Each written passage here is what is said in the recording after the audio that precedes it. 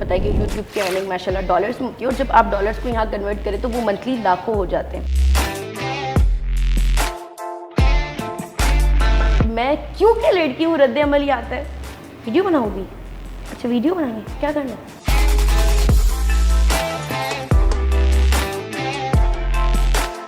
कहते हैं कामयाब लोगों की निशानी ही ये होती है कि जिस पे उनका इंटरेस्ट होना वही उनका जरिया माश हो।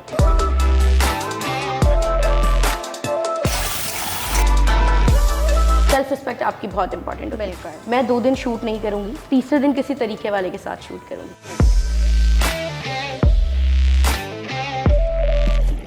अब नीचे कमेंट आना शुरू हो गया, आपके पास अब आया नहीं है, हम न्यू भेज दें।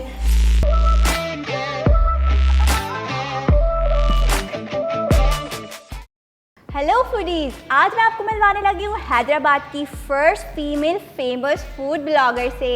जी, तो हमारे साथ मौजूद हैं वर्दा कलंदरी। अस्सलाम वालेकुम वर्दा। वालेकुम अस्सलाम। कैसी हैं आप? अल्हम्दुलिल्लाह, आप सुनाएं।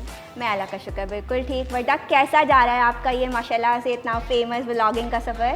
अब तक तो अल्हम्दुलिल्लाह बहुत अच्छा जा रहा है और इंशाल्लाह उम्मीद ये है कि आगे भी अच्छा ही चलता रहेगा अगर सबकी सपोर्ट रही।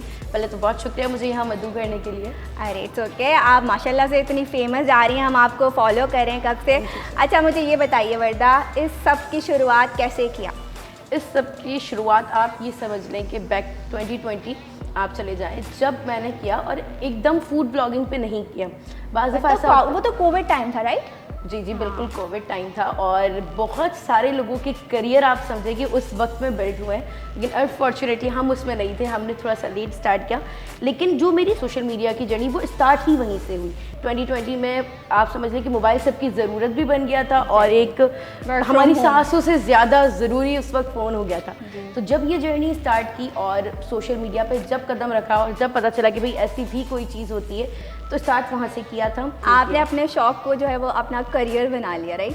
कहते हैं कामयाब लोगों की निशानी ही होती है कि जिस पे उनका इंटरेस्ट होना वही उनका जरिया माश हो। अब आप माशाल्लाह अच्छे स्टेज पर आ गई हैं, अब अर्निंग्स कितनी हो रही हैं या अर्निंग्स किस तरह से हो रही हैं? आप अर्निंग बहुत अच्छी है इसमें, ठीक है। आप इस पर 2-3 तरीके से कमा सकते हैं। एक, आप ब्रांड को प्रमोट करें, ठीक है, वो आपकी एक अर्निंग है। फिर आपकी जो ऑडियंस आपको व्यूज़ दे रही है ना, उससे भी आपकी अर्निंग है। जो सोशल प्लेटफॉर्म्स हैं ये भी पे करते हैं। आपको पता है कि यूट्यूब की अर्निंग माशाल्लाह डॉलर्स में होती है और जब आप डॉलर्स को यहाँ कन्वर्ट करें तो वो मंथली लाखों हो जाते हैं। हमारे उनसे अच्छी अर्निंग होती है और ये कोई ढकी छुपी बात नहीं है, ये सारी ऑडियंस जानती है। आपके पास व्यूज़ का टैग होना चाहिए, पेमेंट आपकी खुद आ जाती है, तो ये सारा मैटर। अच्छा, तो आप जो न्यू फीमेल ब्लॉगर्स हैं या जो स्टार्ट करना चाह रहे हैं उनको आप क्या मैसेज दोगे? मैसेज में ये दूँगी, देखिए बहुत बड़ी मार्केट है और सबके लिए रास्ते खुले हुए आए, आपका अपना यूनिक स्टाइल होना चाहिए। वर्दा, मुझे आप अपनी व्लॉगिंग की जर्नी से मुझे ये बताइए कि आप डिफरेंट जो है रिव्यूज़ कर रही होती हैं, आप स्मॉल बिजनेसेस को प्रमोट कर रही होती हैं, तो जो आप प्रमोशंस के लिए जाती हैं उसमें आपको क्या डिफ़िकल्टीज़ आती हैं? और बीइंग अ फीमेल अगर मैं वैसे बात करूं तो आपको क्या क्या फेस करना पड़ता है हमारी पब्लिक से, या अब आपके क्लोज अराउंड जो पीपल होते हैं वो आपको कैसे जो है वो रिएक्ट करते हैं? आपकी इन सारी जो जर्नी होती है, आपकी एक वीडियो के पीछे जो उसकी मेहनत होती है, जो उसका क्रिटिसिज्म होता है, वो सारा थोड़ा सा हमें बताइए। सबसे मुश्किल जो स्टेप होता है ना बीइंग अ गर्ल, वो ये होता है कि आपको घर की सारी चीज़ें, क्योंकि जब आप घर की बड़ी बेटी होती है तो बाकी जिम्मेदारी भी होती है। अब साथ साथ आप अपनी स्टडी भी देखनी, क्योंकि जब आप शौक़ को परस्यू करते हैं तो एक पीछे प्रेशर भी होता है कि आपने वो चीज़ें नहीं छोड़नी जो मुस्तकिल आपका करियर है, तो वो सारी चीज़ें। फिर सबसे मुश्किल काम होता है घर से निकलना। अब अगर इस जगह मैं लड़का होती तो मैंने अपनी बाइक स्टार्ट करनी थी, पीछे एक बंदा बिठाया, कैमरा, जिससे सवाल हम चले गए। लेकिन जब मुझे निकलना पड़ता है तो मुझे ये करना पड़ता है कि मुझे बाबा की टाइमिंग देखनी होती है, मुझे अपने घर की गैस की और लाइट की टाइमिंग भी देखनी है। बहुत बड़ा मसला आजकल। हम बात करते हैं किसी स्टॉल की, रेस्टोरेंट में चले अमूमन ये हमें इशू नहीं आता।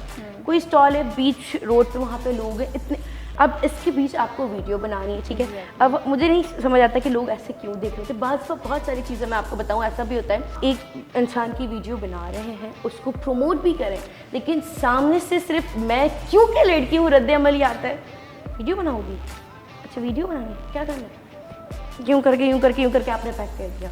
तो ये जो चीज़ है ना मुझे बहुत डिसअपॉइंट करती है और इसके बारे में मैंने बात भी की कि आपकी वीडियो लड़का भी वैसे ही बना रहा है, मैं भी वैसे ही बना, हो सकता है मैं थोड़ी सी अच्छी बना रही हूँ। अच्छा, वो उनको पता ही है ना अभी आपका, इसलिए। अच्छा, ये आपने मुझे बताया कि देखें आप स्टार्ट में जो है आपने खुद रिव्यूज़ करने के लिए आप निकली, अब आपका जो है वो एक बिल्ड हो चुका है काम के। अब आप बताएं कि अब आपको कॉल्स आती होंगी कि हमारा पेड रिव्यूज़ कर दें और आप हमारे पास आएँ, हमारा रेस्टोरेंट हो, कैफ़े हो, स्टॉल हो, जो भी हो, आप उसको रिव्यू करें, तो फिर आप उसको कैसे रिव्यू करती हैं? और अगर टेस्ट पसंद ना आए तो क्या करती हैं?